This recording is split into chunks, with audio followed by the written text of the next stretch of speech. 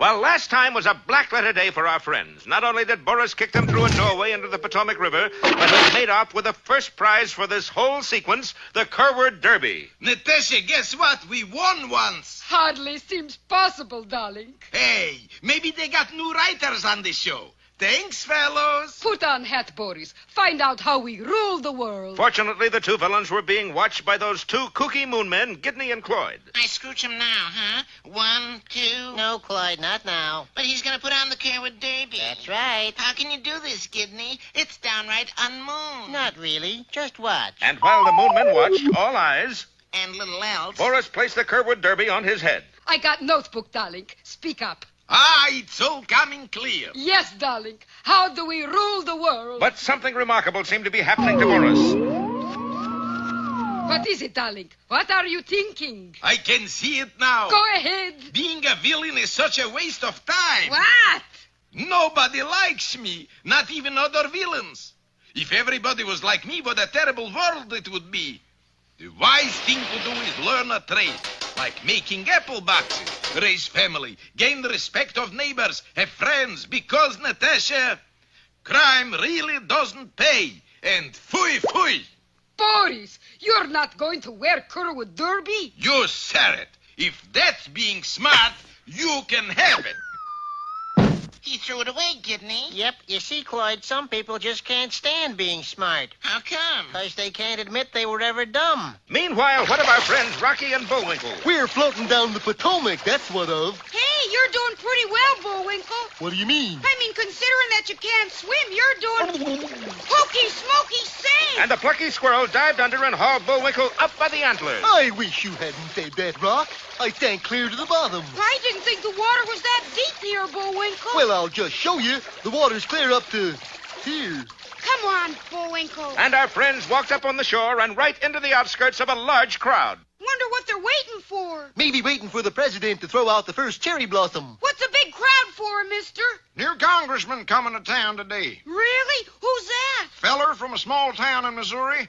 I thought they already had one of those once. Nope, he went back home again. Too bad. He played a mean piano. This one's name is Squirrel, Rocket J. Squirrel. Oh, sure, I've heard of him.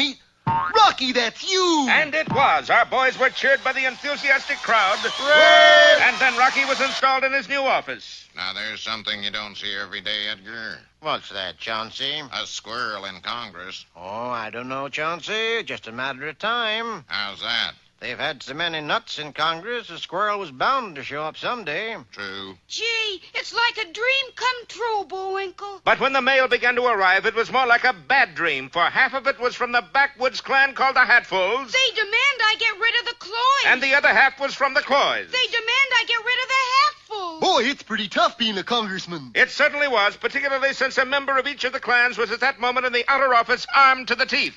And if he don't get rid of him, I'm gonna blast him. You said it, cousin. Well, be with us next time for Double Trouble or Two's a Crowd.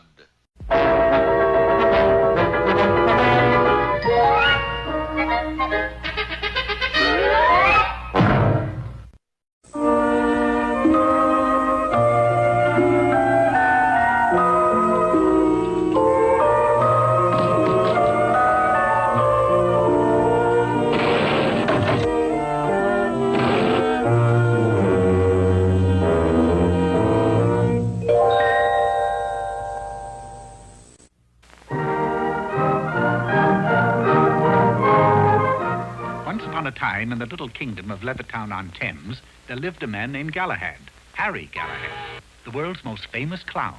Retired. With him lived his wife Bessie and their newborn son. One day, Harry took the infant to be registered with the town clerk. Have you chosen a name for this child? Yes, sir.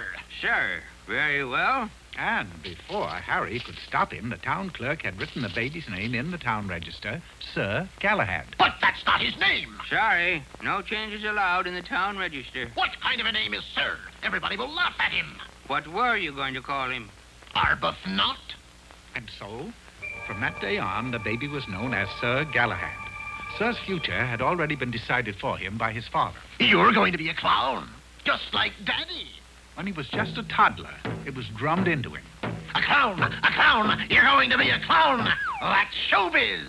And later, when he would come home from school... Sir, go to your room, do your clown work. But though Sir's father tried to develop the boy's interest in clownery, Sir just didn't seem to have his heart in it. For you see, he really wanted to be a knight. Each evening when he went to bed, Sir would dream of being a knight. Or at least he tried to dream of being a knight, but somehow he always wound up as a... you know what. One day, his mother took him on her knee. Sir, honey, don't you want to follow in Daddy's footsteps? After all, he's a great clown. You can say that again. Well, what do you want to be? Sir was quick to announce his secret ambition. Knights of the Round Table. You want to be a round table? A knight. I want to be a knight. What? Sure. Knights get to wear armor, Pop. Ride white chargers. Save lovely damsels from dragons. Wait a minute. You want to ride a charger? Uh-huh. Save damsels? Uh-huh. But I used to do that 3 times a day in the circus. See, that's showbiz. I'd climb the ladder, they'd throw the water on me. Where'd he go? Away. Oh, Bessie, where have we gone wrong? But that night, something wonderful happened to Sir. As usual, he tried to dream of being a knight, and this time, he made it. I'm a knight. A knight in shining armor. What ho there, looky! That's lackey. Oh. Well, anyway, fetch my white charger. Okay, Prince Valiant. That's a white charger? You're a little late at the post. Sir Shoemaker got the last good mount. And so, Sir Galahad mounted his steed and set off for adventure. He soon found that riding in shining armor was a little harder than it looked. Still, he sought high and low for a damsel in distress, till suddenly... Her! My damsel! As one, horse and rider flew to the rescue. I hope it's nothing trivial. Trivial indeed. Just over the hill was a damsel in absolutely the worst kind of distress. Never fear! Sir Galahad's here! Well, Sir Galahad set to work to slay the dragon, and this, too, turned out to be very hard work. Matter of fact, it was just like chopping down a very large tree with a very small axe. But finally, the job was done, and the maiden gazed lovingly at her conquering hero. You've probably guessed that I'm a princess. I sort of had a hunch. And, as you'd expect, when Sir took the princess home, her father, the king, was so impressed that he gave Sir his daughter's hand in marriage. Well, now that you're one of us, take off your hat to the house. Yes, Sir had been a hero, but now he was just a relative. The king gave Sir and his bride a down payment on a small place of their own, and before long there was another little knight to feed, and another, and another, and so on into the nights. Sir's days were taken up with his new duties as lord of the manor, for there were no wars to fight, and his wife frowned on his rescuing any more damsels. When you finish the dishes, remember the moat needs cleaning. I should have married the dragon. Then, 20 years later, much to Sir's delight, another war broke out. His armor didn't fit as well as it might, but still he had to defend the kingdom from threatening invaders. Alone, he sallied forth against overwhelming odds, and because he had fought so bravely, he received a hero's welcome with full military honors. With a start, Sir woke from his dream. That's a hero's welcome? The next morning, Sir's parents were still deeply troubled. Harry, if being a knight is so important to him... You're right, Mama. A knight he's gonna be. And with our blessing, we'll send him to... Be a clown, da-da-dum, da-da-dee. Look, one hand, ha-ha-ha-ha! But, sir, yesterday you wanted to be a knight. And today you're a clown. Well, like you always say, that's showbiz.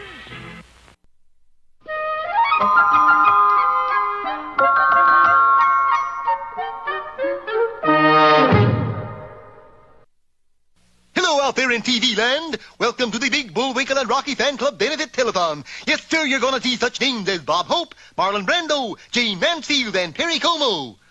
But that's all you're going to see, their names. For guests, we've got Rocket J. Squirrel. Boris Bedanov is going to be really big shoe. And our telephone girl, Natasha Fatal. The number to call with your donations is Sucker 92222. Or if that's busy, call Shakedown 56565. That's the Chinese restaurant downstairs. They'll take a message. But now, here's our first performer. Good evening, fans. What are you going to do for us today, Boris? For a start, I do a few impersonations. Impersonations? Sure, once I got 2 years for impersonating officer. Well, who are you going to do first? Really silly character. Who's that? Bullwinkle Moose. Listen. Phone in your donations to the Bullwinkle and Rocky Telethon, friends. Hey, how'd you do that? This is my natural voice. This is funny accent. Say, Natasha, how are the phone calls coming? 2 wrong numbers. 4 orders for chop suey. $10 for a show? Or $10 to show on Captain Red in 4th race. The chubbies. Rocky, how much money have we got? We're 10 cents in the hole, Bullwinkle. In the hole? I gave Boris Badenoff a dime for the parking meter. Okay, I give extra bonus impersonation. This time, Sonny Tufts. Sonny Tufts?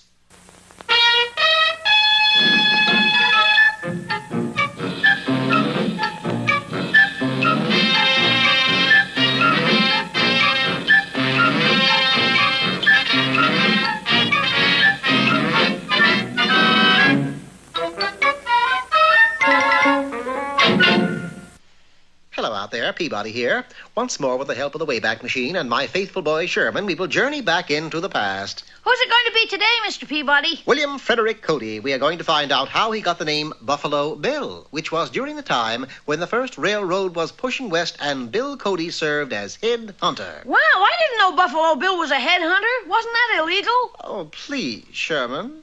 Now set the way back to the year 1867 and the place, the hostile western plains of Utah. Got it, Mr. Peabody. The Wayback responded beautifully, and in an instant we were spun back through time, where suddenly we found ourselves in the main camp of the railroad. Gee, this is exciting, Mr. Peabody. Look at all the men. Oh, it takes a lot of men to build a railroad, Sherman, and it takes a lot of food to feed the men. That's why it's important to have a man like Bill Cody as head hunter. Head hunter? But... Don't you dare say it again, Sherman.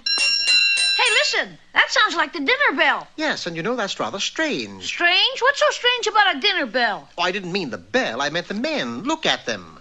Sherman was quick to see what I was referring to, for the men who usually answer the dinner bell by clawing, rushing, and yelling to the chuck wagon were simply standing there. Gosh, Mr. Peabody, could it be that they're not hungry? That, Sherman, would be impossible. Follow me. We'll go to the chuck wagon and see if we can find the meaning of this phenomenon. Arriving at the chuck wagon, I asked the cook if he knew what the difficulty was. Of course I know. Here, taste this stew and see for yourself.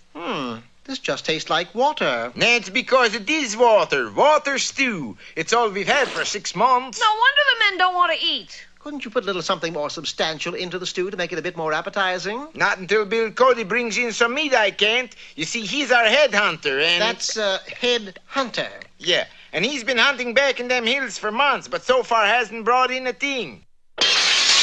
That'd be him out there now.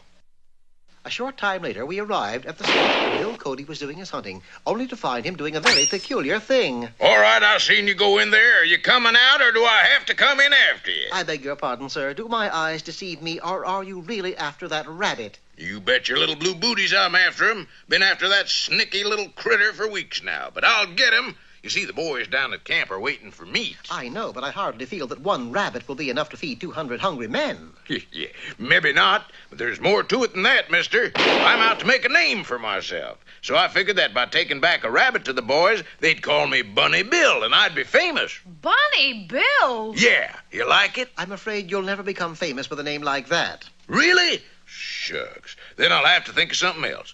Say, these hills is full of quail. How about... No, I'm afraid Quail Bill won't get it either. If you'll allow me, perhaps I can make a suggestion. Facing him toward the valley below, I pointed out a vast herd of buffalo, which I explained would not only supply plenty of meat, but would also be the source of a most colorful name for him. Buffalo Bill! Say, now, that does have a nice ring to it. Oh, but I couldn't shoot a nice-looking critter like that. Reminds me of a little old gal I was a-courting back in Missouri. Well, never fear, Mr. Cody, for as always, I have a plan. A plan that will allow you to get the entire herd of buffalo without firing a shot. Follow me. The first part of my plan called for Mr. Cody to remove his shirt and trousers, which he did. I still don't get it. How can me standing out here in my red flannels help get them buffalo? Oh, very simple. You see, the leader of every herd is always a large bull buffalo, and all bulls will chase anything they see that's red. I believe he's seen you now. The whole herd is stampeding straight for me. What'll I do? Why, lead them to the camp, of course. Yipe!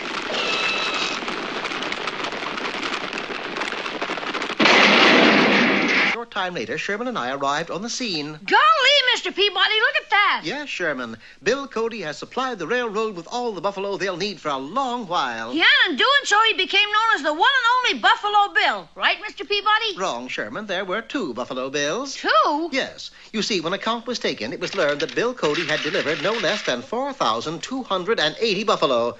So it goes without saying that when he went to get paid for his work, he must have turned in the biggest Buffalo Bill in history.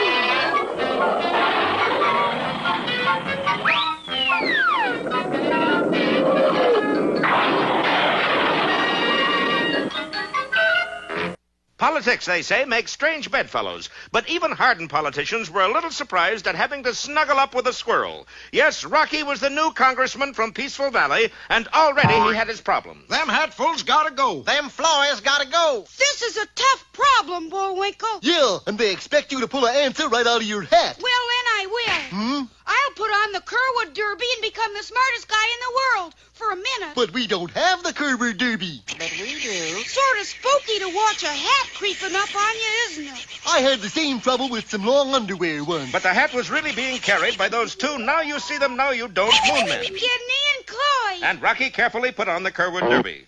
It was a little big. What's the answer, Rock? That's what I thought, but it's illegal. What's he saying, Kidney? I'm not sure, but I think it's take the hat off. Oh, of course. Phew, gee, that's better. Well, what's the answer, Rocky? It's easy. We're going to evacuate both families. And so within the hour, busloads of hatfuls started leaving the state heading east, while busloads of Floyds were leaving the state heading west. Oddly enough, they all seemed delighted at the idea. Say, don't you know what evacuation means? Evacuation? Dag nab, I thought that word was vacation. But where will they all wind up, Rock? I don't know, Bullwinkle. But once they're over the state line, they're somebody else's problem. Say, he did learn fast, didn't he? We better get that hat back to the moon. And so as our friends waved bye-bye, the moon men took off in their flying saucers. Have a good orbit. Give my regards to Broadway. Yeah!